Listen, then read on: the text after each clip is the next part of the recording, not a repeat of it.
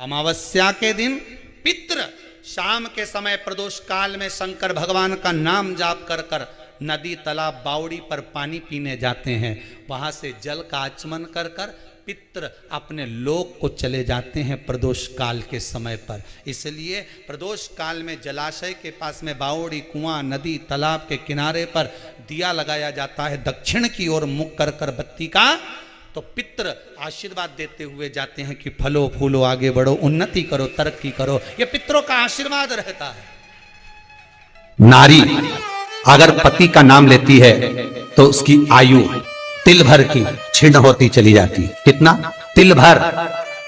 स्कंद पुराण में लिखा है तिल भर की आयु क्षीण होती चली जाती। नारी ज्येष्ठ पुत्र का नाम लेती है, हाँ ज्येष्ठ में अगर बेटी है तो उसका नाम ले सकती है, पर ज्येष्ठ पुत्र बड़ा पुत्र है और पुत्र का नाम लेती है तो उस बालक की कभी उन्नति नहीं हो सकती। तन से, मन से या धन से वो बालक हमेशा दुखी ही रहेगा। तुम दुनिया का सारा सपोर्ट कर दो, तुम चाहे अपनी प्रॉपर्टी बड़े बेटे के नाम कर दो, तुम चाहे पूरा दुनिया भर का सुख अपने बेटे के सामने लाकर खड़ा कर दो, तो भी अगर मां अपने बड़े पुत्र का नाम बार बार लेती है तो वो पुत्र या तो तन से या मन से या धन से दुखी ही मिलेगा, वो सुख नहीं पा सकता। और जिन जिन के घर में बड़ा पुत्र हो और बड़े पुत्र का नाम आप माताएं लेती हो तो उसकी दशा जरूर देख लेना एक बार। हो कथा गलत नहीं कह सकती, स्कंद पुराण कभी गलत नहीं जा सकती। आपके घर में भी अगर बड़ा पुत्र हो और पुत्र का नाम अगर आप ले रहे हो, हाँ ये जरूर है, अगर बेटी बड़ी और उसके बाद पुत्र बड़ा है तो वो ज्येष्ठ नहीं माना जाएगा। ध्यान रखना, ज्येष्ठ का मतलब होता है सबसे बड़ा पुत्र, उसके बाद सारे बच्चों का जन्म हुआ।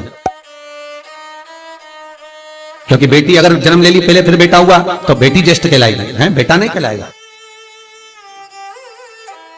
अगर पहला ज्येष्ठ पुत्र है तो मां सारी प्रॉपर्टी दे दे, सारा वैभव दे दे, मां सारा दौलत दे दे, मां उसके ऊपर सर्वस्व निछावर कर दे। पर अगर बेटे का नाम माता बार बार लेती है तो उस बेटे की उन्नति, तरक्की नहीं हो सकती, उसको जीवन में सुख नहीं मिल सकता, कुछ ना कुछ चीज से वो दुखी रहेगा। चाहे वो बच्चों से रहे, पत्नी से रहे, परिवार से रहे, कुटुंब से रहे, व्यापार में रहे, व्यवसाय में रहे, ऑफिस में रहे, चाहे अपने शरीर से रहे, पर दुख तो उसके भाग्य में थोड़ा लिखा ही रहे। और जो चीज वेद व्यास जी ने वर्णन कर दी महाराज, उसका प्रमाण आप खुद भी अपने घर में देखो कि सही है कि गलत है। जिस जिस घर में बड़ा पुत्र हो और मां उसका नाम बार बार लेती हो, बार बार लेती हो, उस पुत्र की दशा देखिएगा आप। तन, मन और धन तीन तरह से। इसलिए निवेदन करूंगा मेरी माताओं से, आपका प्रेम बहुत है क्योंकि आपका बेटा बड़ा है, आपका पुत्र बड़ा है, आपका बहुत प्रेम है और बेटे का भी माता के प्रति बहुत प्रेम है। पर उस प्रेम में तुम्हारा जो संबोधन है बार बार नाम लेने का, उससे उसको तकलीफ हो सकती है। इसलिए निवेदन है, मेरे कृष्ण का नाम कृष्ण था पर यशोदा कभी कृष्ण नहीं बोली है, कभी नहीं। यशोदा कभी कृष्ण नहीं बोली, कन्वा कहती थी आपके बेटे का नाम कुछ भी आप उसको नाम से मत पुकारो, उसका नाम चेंज कर दो, थोड़ा सा बदल दो, आप उस नाम से उसको पुकारना पड़ा। आप जो भी बोलना चाहे, आपके दिल की बात है, तो आपके पुत्र से आप क्या बोल सकते हो।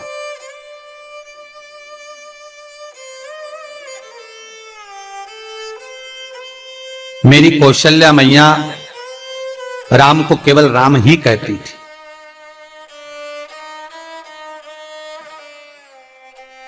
केकई राघव कहती थी, सब्सक्राइब करें। सुमित्रा रघु कहती थी, पर कौशल्या नाम नहीं बदली। और ज्येष्ठ पुत्र थे राम, बड़े थे, बड़े हुए, वन जाना पड़ा, लौट कर आए, धोबी की वार्ता सुनकर सीता का परित्याग करना पड़ा, समय आया लक्ष्मण का त्याग करना पड़ा, और समय आया तो ये शरीर को ही सरयू में छोड़ना पड़ा। कहां से? ताकि आप अपडेटेड रहें। स्कंद पुराण कहती है पति का नाम अगर नारी ले रही है तो तिल तिल भर उसकी उम्र घट रही है। पर ना जाने माताओं को ऐसा क्या है कि वो आज का फैशन हो गया, ए राघव इधर आ, राघव गया। सब्सक्राइब करें हमारा चैनल। नाम लेने में तिल भर की आयु बढ़ बेल जाए। आइकन दबाएं ताकि आप अपडेटेड रहें। ज्येष्ठ पुत्र का नाम लेने में उसकी समृद्धि, उसका जो वैभव है, उसका जो सुख है वो घट रहा है।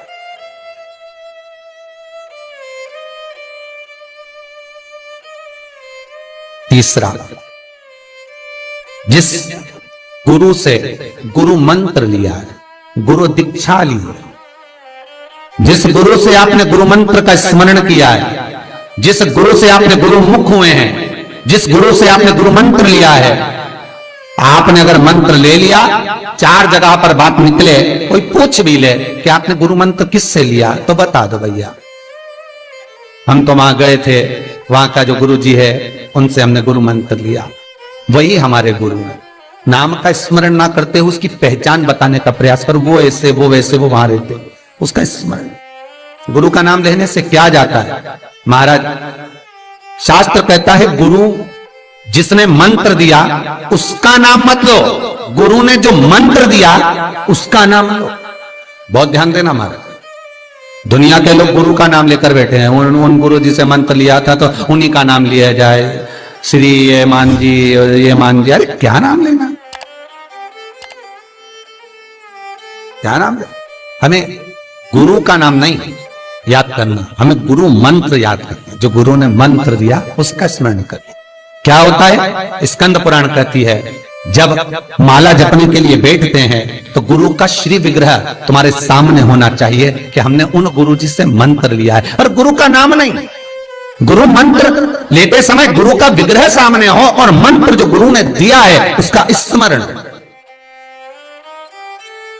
उसका स्मरण।